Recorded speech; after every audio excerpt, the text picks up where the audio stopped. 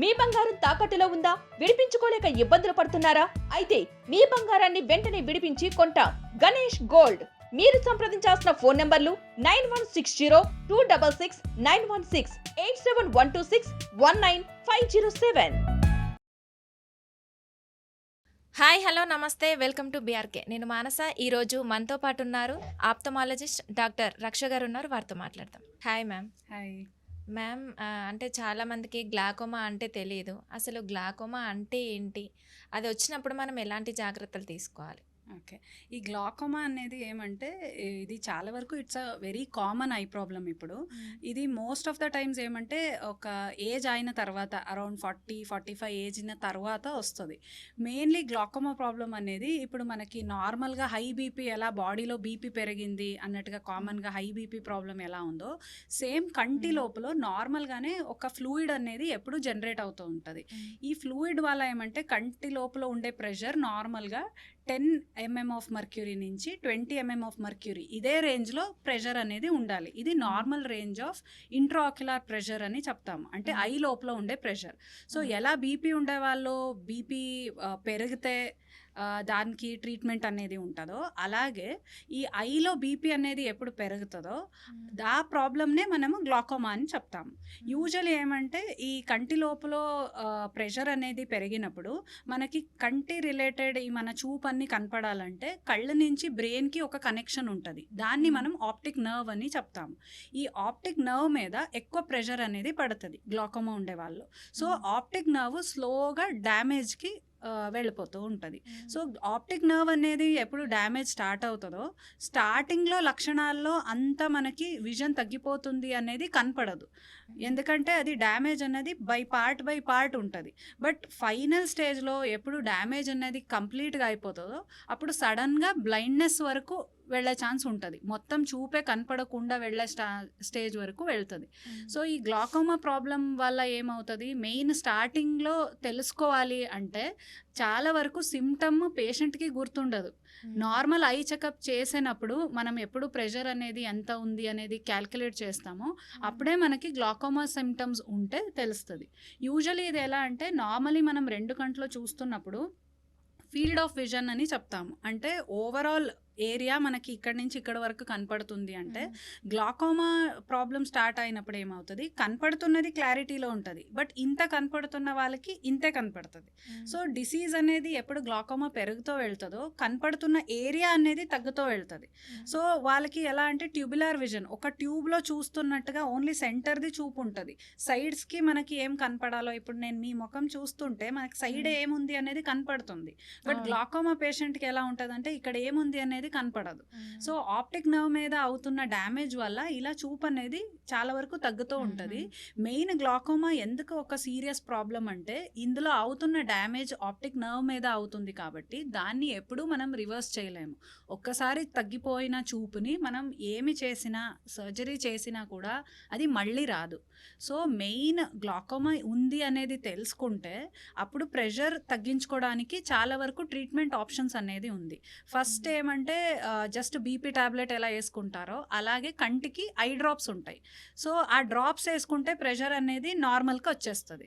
So ఆ డ్రాప్స్ని life long BP tablet ఎలా వాడుతూ ఉంటే కంట్రోల్లో ఉంచుకుంటామో అలాగే ఇది వాడుతూ ఉంటే ప్రెషర్ కంట్రోల్లో ఉంటే చూపు అనేది ఎప్పటికీ తగ్గదు, ఆప్టిక్ నర్వ్ ఎప్పటికీ డ్యామేజ్కి వెళ్ళిపోదు. సో ఇది ఎలా అంటే అర్లీగా మనం డిటెక్ట్ చేసుకొని జస్ట్ డ్రాప్స్ ద్వారానే కంట్రోల్లో ఈజీగా ఉంచుకోవచ్చు. బట్ దీన్ని మనం నెగ్లెక్ట్ చేసి డ్రాప్స్ వాడకుండా లేదంటే కరెక్ట్గా చెకప్ చేసుకోకుండా ఉంటే అది చూపు మొత్తం వెళ్ళిపోయే స్టేజ్కి వెళ్ళే ఛాన్సెస్ ఉంటుంది. తర్వాత చాలా వరకు ఈ గ్లాకోమా అనేది హెరిడిటరీ ప్రాబ్లం కూడా. సో పేరెంట్స్కి గ్లాకోమా ఉంది అనే వాళ్ళలో కూడా చాలా ఈజీగా వచ్చేస్తుంది. సో ఎవరికి ఫ్యామిలీ హిస్టరీ ఉంటుందో, ఫ్యామిలీలో ఒకరికి గ్లాకోమా ఉంది అనే ప్రాబ్లం తెలిసి ఉంటుందో వాళ్ళు ఎప్పుడు పీరియాడిక్గా కంటి నార్మల్ ఐ చెకప్ని చేస్తూ ఉండాలి. సో దట్ గ్లాకోమా లక్షణాలు ఏదైనా స్టార్ట్ అయింది అంటే అర్లీ స్టేజ్లోనే తెలిసిపోతే గ్లాకోమా పేషెంట్స్ కూడా నార్మల్గా అందరిలాగా ఉండొచ్చు. బట్ మెయిన్ పాయింట్ ఏమంటే అర్లీ స్టేజ్లో అది డిటెక్ట్ అవ్వాలి. ఒక స్టేజ్ ఒక డ్యామేజ్ అయిపోయిన తర్వాత పేషెంట్స్ మన దగ్గర వస్తే మనం కూడా ఆ టైంలో ఏమి చేయకుండా స్టేజ్లో ఉంటాము. సో దీనికి డ్రాప్స్ వల్ల తగ్గించుకోవచ్చు, సర్జరీ వల్ల తగ్గించుకోవచ్చు, బట్ ఎప్పటికీ రివర్సిబుల్ చేయలేము. ఒక్కసారి అయిపోయిన డ్యామేజ్ని ఎప్పుడు రివర్స్ అవ్వదు. అందుకే ఎంత త్వరగా మనం డిటెక్ట్ చేస్తామో అంత మంచిది. అంటే అప్పుడప్పుడు కళ్ళల్లో నుంచి వాటర్ వస్తూ ఉంటాయి, అది ఎందుకు వస్తుంది మేడం? ఈ కంట్లో వాటర్ రావడం ఎలా అంటే దీంట్లో చాలా రీజన్స్ ఉంటాయి. ఇప్పుడు ఫస్ట్ ఏదైనా సింపుల్ డస్ట్ పడినా కూడా బాడీ దాన్ని క్లియర్ చేయాలి అన్నట్టుగా కూడా వాటర్ రావచ్చు. సింపుల్ రీజన్ అయితే ఇలాంటిది. ఇంకా కొంచెం మందిలో అలర్జీ ఎక్కువ ఉంటే కంట్లో వాటర్ రావడం ఎక్కువ ఉంటుంది. తర్వాత కంట్లో ఏమంటారు, ఈ డ్రైనెస్ ఉండే వాళ్ళలో కూడా చాలాసార్లు ఏమవుతుంది, ఆ డ్రైనెస్ని రెక్టిఫై చేసుకోవడానికి బాడీనే కొంచెం ఎక్కువ టియర్ సెక్రీషన్ని ప్రొడ్యూస్ చేస్తుంది. అది కూడా ఒక రీజన్. ఇంకొకటి ఏమంటే కంటి లోపల మనకి కంటిన్యూస్గా టియర్ సెక్రీషన్ అనేది ప్రొడ్యూస్ అవుతూనే ఉంటుంది. కంటిన్యూస్గా ప్రొడ్యూస్ అవుతున్న కంటి టియర్స్ మనకి కంటి నుంచి నోస్కి ఒక కనెక్షన్ లాగా ఒక ట్యూబ్ ఉంటుంది. ఈ ట్యూబ్ ద్వారా అది మనకి కంటి నుంచి క్లియర్ అవుతూ ఉంటుంది. సో ఎప్పుడైనా మనకి ఈ ఐ కార్నర్లో ఉండే ఆ ట్యూబ్లో బ్లాకేజ్ ఏమైనా వస్తే, సో నార్మల్గా ప్రొడ్యూస్ అవుతున్న టియర్స్కి వెళ్ళడానికి ఆ జాగం సరిపోలేక బయటికి రావచ్చు. అప్పుడు కూడా కంట్లో వాటరింగ్ అనేది ఉంటుంది. సో ఎప్పుడైనా కంట్లో వాటర్ వస్తుంది అంటే మెయిన్ ఏం వల్ల వస్తుంది అనేది మనం చెక్ చేసుకుంటే దానికి స్పెసిఫిక్గా ట్రీట్మెంట్ అనేది అన్ని దీనికి ఉంది. అంటే అప్పుడప్పుడు కంటి లోపల చిన్న చిన్న కురుపులు అవుతూ ఉంటాయి, అది కూడా ఎందుకు అవుతుంది మేడం? యూజువల్ ఏమంటే రెప్పల దగ్గర చిన్న చిన్న గ్లాండ్స్ ఉంటాయి. ఈ గ్లాండ్ ఎప్పుడైనా బ్లాక్ అయిపోతే ఆ గ్లాండ్లో ప్రొడ్యూస్ అవుతున్న సెక్రీషన్ అనేది బయటికి వెళ్లకుండా అక్కడే ఉండిపోతాయి. సో ఇప్పుడు ఏమంటే దానికి రూట్ లేదు అన్నప్పుడు, ఆ క్లోజ్ అయినప్పుడు ఆ కురుపులు కలెక్షన్ ఎక్కువ అవుతూ ఉన్నప్పుడు నార్మల్ కంటి సెక్రీషన్ అక్కడే ఉండిపోయడం వల్ల అక్కడే ఒక స్వెల్లింగ్ లాగా అవుతాయి. దాన్ని మనము స్టై అంటాము, లేదంటే హార్డియోలమ్ అంటాము. అది మెయిన్లీ ఆ కురుపులాగా ఫామ్ అయినప్పుడు మెయిన్ ఆ బ్లాకేజ్ అనేది ఏముందో అది క్లియర్ చేయాలి.